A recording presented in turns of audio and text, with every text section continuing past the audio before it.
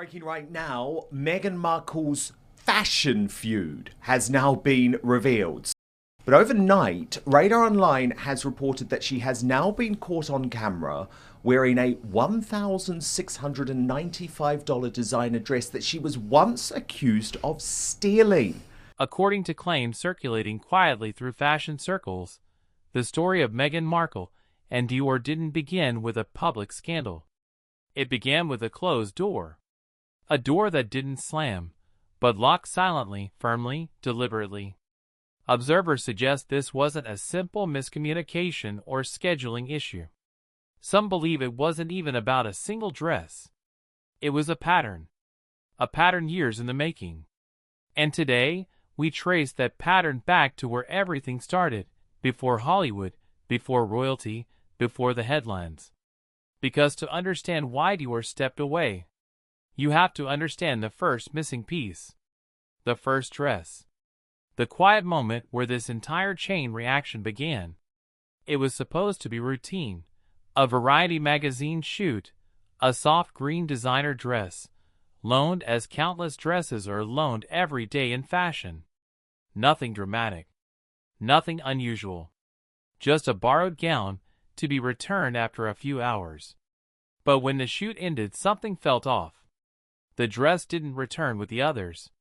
It didn't appear in the garment bags. It didn't arrive back at the fashion house. It simply disappeared. No paperwork. No explanation. Just absence. For years, the story stayed dormant. Just another quiet mystery in a world full of them. Until the moment everything changed. Because 3 years later, Meghan stepped out wearing that exact same green dress. The one that was never returned. The one that had been quietly marked as missing. And when she wore it publicly, the silence around that dress shattered. Designers recognized it instantly. Wardrobe coordinators remembered the lightweight bag that shouldn't have been light. Insiders exchanged glances that said everything they couldn't say aloud. That dress became more than fabric. It became a receipt, one that resurfaced all on its own. When the dress reappeared, so did old memories. Not loudly, not all at once, but steadily, like puzzle pieces clicking into place. When Meghan entered Kensington Palace, she stepped into a world built on rules older than her entire career. In royalty, nothing is free. Nothing is gifted. Nothing is taken without record. Every dress must be bought. Every piece logged. Every item archived. Because gifts could be seen as bribes. Favoritism. Influence. But insiders say Meghan arrived with a Hollywood understanding, where wearing a designer piece is the transaction, and returning it is optional. Aides explained the rules. They expected surprise. Maybe confusion. Instead, observers claim they encountered frustration. She believed exceptions should be made. She believed the system should bend. She believed her presence was enough to change the rules. And that belief, sources say, created the first true fracture between Meghan and the institution. This wasn't just misunderstanding. It was incompatibility, a direct clash between centuries of protocol and the habits she brought with her. Her wardrobe spending soared beyond precedent. Designers asked about missing returns. Invoices piled higher. And eventually, Prince Charles stepped in to clarify the expectations. But according to claims, Meghan didn't hear guidance. She heard control. She heard criticism. She heard judgment. And that conversation became a turning point, one that widened the gap between her and the monarchy. People began asking the same question. Why would someone wealthy, famous, and globally recognized risk reputation over clothes? Insiders insist the answer isn't money. It's mindset. In Hollywood, wearing the garment is payment. Your image is the currency.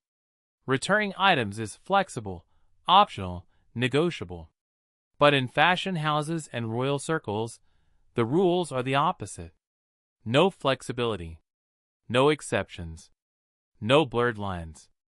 According to those watching closely, Meghan carried the Hollywood worldview with her, believing her presence alone justified bending the system. There were stories of gowns that vanished after shoots, samples that never returned, shoes and accessories checked out but never checked back in. On their own, these incidents were forgettable. But together, they formed a picture no one could ignore anymore. Stylists became cautious. Brand managers stopped responding. Some labels quietly placed her name on internal lists. Do not loan. Risk of loss. According to insiders, the green dress wasn't the beginning. It was the confirmation. The moment everyone realized the whispers weren't just whispers. And the trail, surprisingly, didn't begin in London or Los Angeles. It began somewhere far more ordinary. Years before royalty, before global scrutiny, there was a simple commercial shoot in Toronto. A Reitman's campaign, routine, low pressure, forgettable to most. But not to the people who worked it. They remember Meghan arriving confident, warm, charismatic. The shoot went smoothly, clothes swapped, cameras flashed, assistants moved quickly. Nothing unusual. Until the end. That's when inventory didn't match. A few dresses were missing.